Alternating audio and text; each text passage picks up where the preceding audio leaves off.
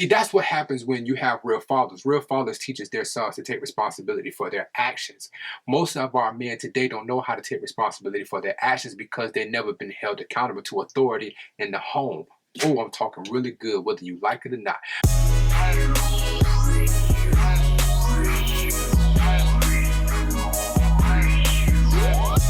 What's up, everybody? This is your boy Tony Henry. This is Unchained Expressions. This is the day that the Lord has made. Let us all rejoice and be absolutely glad in it.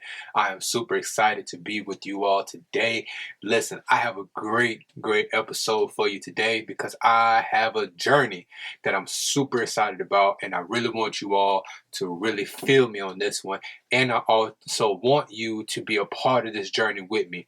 I've been on a political journey lately, and I'm very fine where I'm at politically, especially when it comes to voting for President Donald J. Trump and standing with the Republican Party. And I have my beliefs on that. But this is not what this episode is going to be about. This is definitely going to be something different. This is definitely going to be something informative. And this is definitely going to give you insight on what I believe that a lot of black men, and such as myself, have gone through since we were kids. And that is the lack of fathers. Yeah, I said it, the lack of fathers. I'm super excited to talk about this conversation because of a very few reasons. I was in Miami not too long ago, and I was with one amazing couple that I have such great deal of love and respect for, and just to be in their presence was just phenomenal. I mean, absolutely phenomenal. And she had a conversation about her heritage, her lineage, her bloodline, and how important it was to go back and look at your bloodline, because there's a lot of things that goes on in our family that stems from our bloodline, and we need to take care of those issues, and we need to deal with those issues. But in order for us to deal with it, we gotta go to our bloodline, which means we have to go and figure out that side of our family that we just don't know about. Get the history, so that way we'll know where to go forth in here and how we can make history.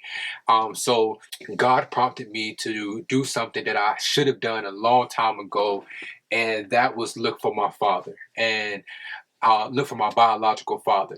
I grew up without knowing who my real father was or is, and just recently, God gave me the commission to do it. So what I did was the other night.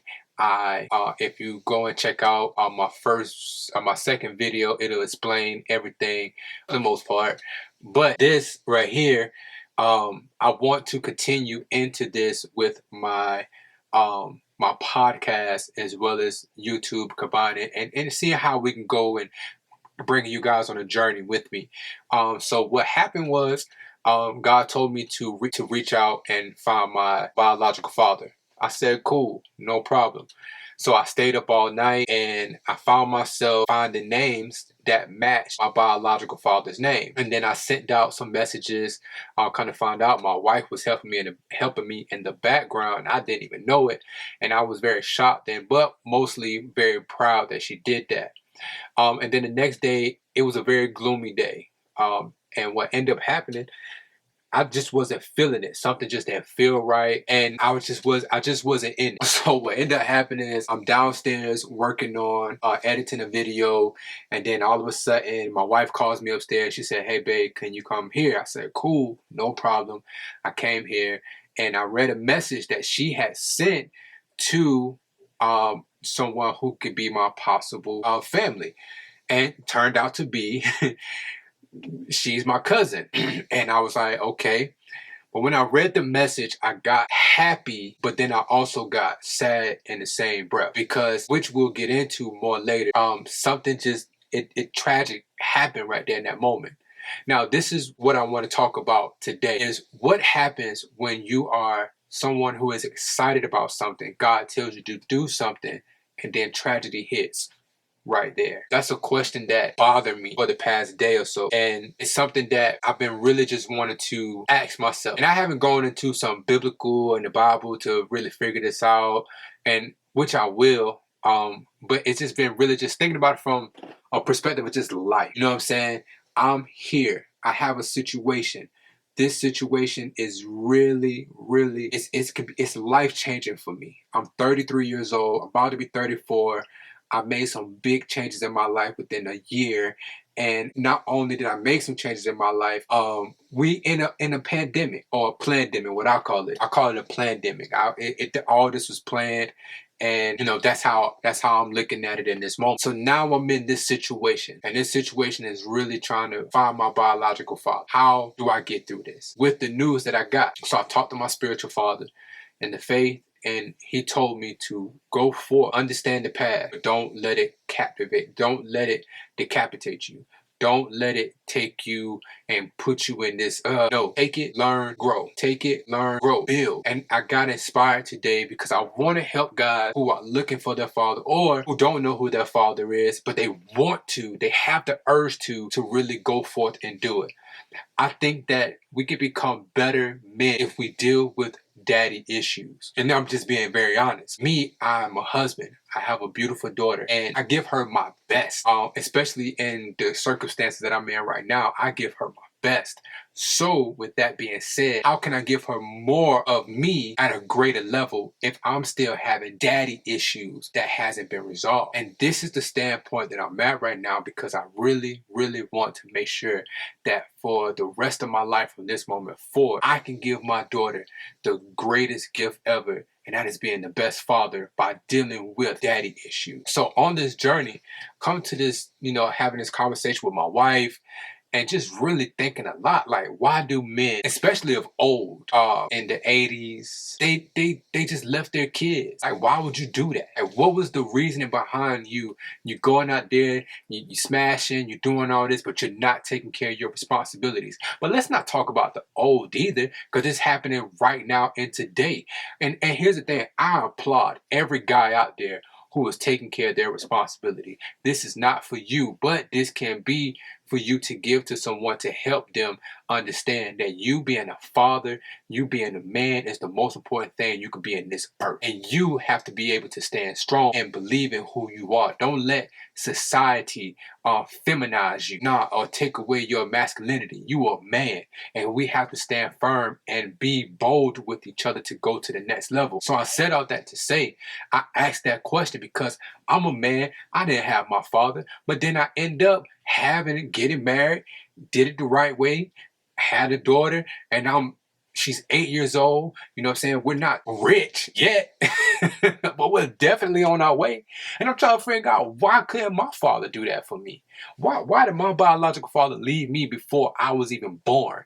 And why do a lot of men leave women to take care of children on their own before they're even born? And I want to take us on a journey to really deal with these issues, because these are issues that need to be dealt with. And I'm tired of seeing young boys out here who are trying to raise other little boys, and they still boys themselves because they have daddy issues. It's like we're repeating this cycle, and it's not only with our young men, but it's also with our young girls. Look at where we are, and how can we make ourselves better from this? How can we grow from this? I'm tired of everybody so focusing on want to vote, want to get rid of systemic racism, want to get rid of this, want to get rid of it, but we don't want to deal with daddy issues. We don't want to deal with the real issues, because no matter what system they put in place, if you don't have a man to raise your child, or in a household to raise your children, to better your children, to make sure there's a stable household, you still gonna be screwed up in this system. In order to fight against a system, you got to go opposite of what the system wants. You have to do the opposite of what the system wants. If the system want women to be the breadwinners and want women to do this, and which means it leaves us men out, we gotta say, we cut that out. I grew up without a father, and I still put myself in a position to where I'm like, man, I don't know what the world is going on, man. I still have confusing moments, still like, why did he leave me? But this is what this journey is all about for me, because now it gives me the opportunity to find him, to ask questions, not from a place of malice, not from a place of anger, not from a place of, whatever. I know I'm really pure with this, and I really want to experience God at another level with this. So I'm doing this, and I'm like, let's make it happen. Let's make it happen, because I'm ready to see men grow up. I'm ready to see men go to the next level. I'm ready to see men be better. I'm ready to see our young boys grow up to be the entrepreneurs and the doctors and the lawyers that they want to be. I'm ready for it. But we really have to make sure that we are in position as men to deal with the issues of old, so that way we're able to raise our children now. Like, seriously. So this journey is going to be called Dad, where are you? Because every child, black, white, Hispanic, whatever, every child who don't have a father in the household, they are begging for their fathers. They are begging, asking, wondering, where is my dad? Why is my dad not here? And please don't let that child get around another family male or another boy who has a father and their relationship is good. Oh man, his mind is really messed up. And I'm someone who witnessed that because my sisters and my brother had a dad, but then I also had friends who had their dad. And I always wanted to be around those who had a dad, because that's what I was searching for. That's what I was longing for. I was longing for a father. I was longing for a man to give me structure and value. We need that in today's society. We need it more than ever. I think about the story before I close. I think about this story about the prodigal son. Prodigal son, he was rich. He was well off. He was doing great. He was doing amazing things. His son came to him and said, "Hey, Dad, give me everything that is due to me right now. Man, I'm ready to bounce about it." That's probably what I got with this.